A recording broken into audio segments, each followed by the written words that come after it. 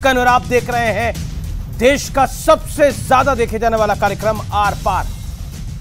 आज दंगा तंत्र और इसे पोषित करने वालों पर बात करनी बहुत आवश्यक है, क्योंकि हरियाणा के नूह मेवात में जो हुआ उसका असर सीधे तौर पर हमारी और आपके जीवन पर, जिंदगी से जुड़ा है। क्योंकि यह कोई सामान्य घटना नहीं है। शोभा यात्रा पर हमला हुआ, लोगों पर पत्थर बरसे, गाड़ियां फूंक दी गई, पुलिस वालों पर भी जोरदार प्रहार हुआ, उनकी गाड़ियां भी जला दी गई। साइबर पुलिस स्टेशन पर भी अटैक हुआ, होमगार्ड के जवान की मौत हो गई, वो मारे गए। मेवात के डीसीपी के सिर में गंभीर चोट लगी, एक इंस्पेक्टर के पेट में गोली मार दी गई। घंटों तक बेखौफ हिंसा का नंगा नाच हुआ। लेकिन अब आप ये भी जान लीजिए कि हिंसा का ये खूनी खेल क्यों हुआ। वजह सिर्फ इतनी थी कि एक समुदाय विशेष को यह शक था कि नासिर और जुनैद की हत्या में फरार चल रहा मोनू मानेसर शायद यात्रा में शामिल हो सकता है। यह सिर्फ और सिर्फ एक शक के चलते था। नूह को जला देने की कोशिश हुई। कुछ दिन पहले हिंसा का यही पैटर्न हमने फ्रांस के पेरिस में भी देखा था। वहां शक इस बात का था कि एक समुदाय को टारगेट किया जा रहा है और गोली मारी गई है। सवाल यह है कि हिंसा वाली यह कट्टर सोच कहां से पैदा हो रही है। जहां इंसानियत को रौंदा जाता है, नियम कानून की धज्जियां तो उड़ाई जा रही हैं, लेकिन सवाल उस सिस्टम पर भी है जो इस कट्टर सोच को पहले से भांप नहीं पाया।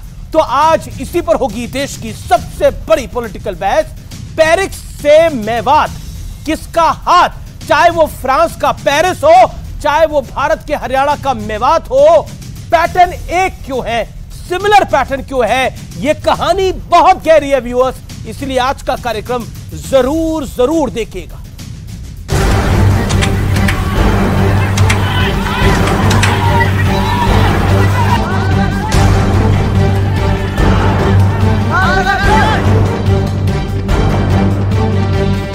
मेवात को मिनी पाकिस्तान क्यों कहते हैं, ये कल हमने साक्षात देखा। ये बेखौफ हिंसा का नंगा नाच है।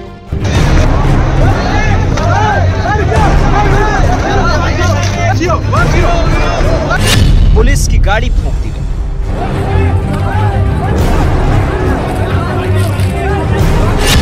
साइबर पुलिस स्टेशन पर हमला हुआ।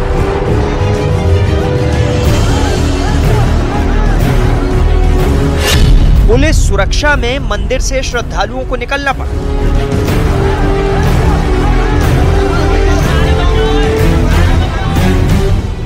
मेवात के डीएसपी सज्जन सिंह के सिर में गंभीर चोट लगी। गुरुग्राम क्राइम ब्रांच के इंस्पेक्टर अनिल के पेट में गोली लगी।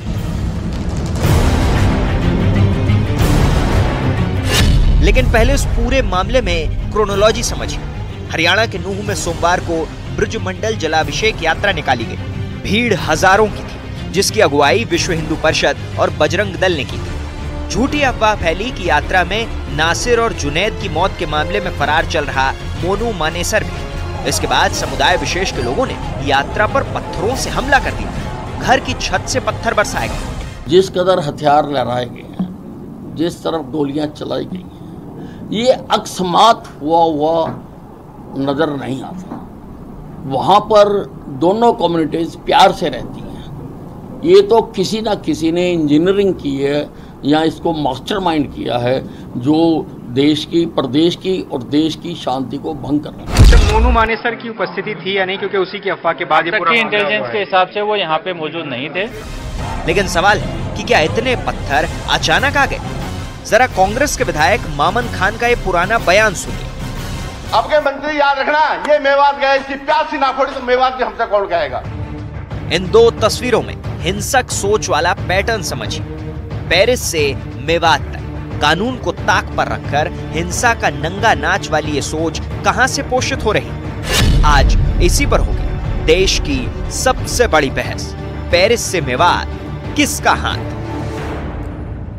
पेरिस से मेवात, किसका हाथ? और अब वक्त है आर पार के सुप्रसिद्ध विश्लेषण का। दंगा तंत्र के आगे असफल सिस्टम का विश्लेषण। पहली चूक, इतने बड़े आयोजन के बीच नूह के एसपी वरुण सिंगला छुट्टी पर क्यों थे? यह बड़ा सवाल है। दूसरी बड़ी चूक, सोशल मीडिया पर फैल रही आग को लगातार अनदेखा क्यों किया गया।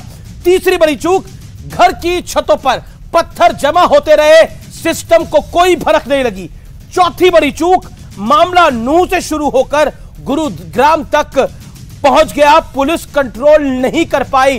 पुलिस की तो अपनी गाड़ियां तोड़ी गई, पुलिस के वाहनों को आग लगा दी गई, पूरा सिस्टम धता बना दिया गया नूंह के अंदर। यह इतनी बड़ी वारदात है कि आज जो हम तस्वीरें देख रहे हैं वो उसकी सिर्फ 50% है, आधी से ज्यादा तस्वीरें तो कैप्चर ही नहीं हुई है। इतनी बड़ी वारदात हुई है नूंह के अंदर। हरियाणा के खुफिया अलर्ट के बावजूद नाकाम,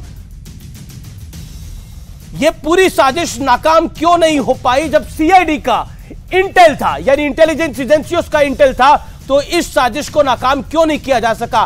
क्या लोग इतने हावी थे कि वो पूरे सिस्टम पे हावी हो गए, और क्या किसी को भनक तक नहीं लगी?